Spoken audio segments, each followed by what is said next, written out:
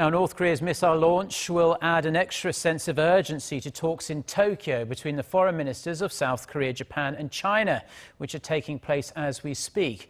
But while the threats posed by Pyongyang are high on the agenda, the three sides also have their own thorny issues to deal with. Kwon Soa with the details.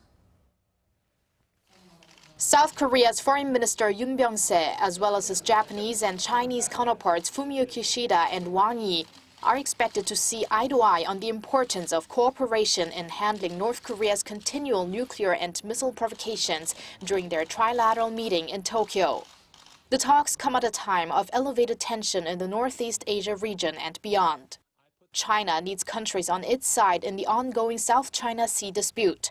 Beijing and Tokyo remain locked in a bitter territorial dispute over a group of islands in the East China Sea, and Seoul and Beijing are at loggerheads over South Korea's decision to deploy the U.S. missile defense system THAAD to the Korean peninsula. In an apparent reference to these matters prior to departing for Tokyo, Minister Yoon told reporters the talks are happening at a very important time. Unlike the previous meeting in Seoul last year, a joint press statement will not be adopted this time, according to Seoul's foreign ministry, as the officials have a lot of issues to cover in a short amount of time, and thorough discussions haven't been held on the matter. On the sidelines, South Korea and Japan are expected to take another step in the implementation of the landmark deal on Japan's wartime sexual slavery.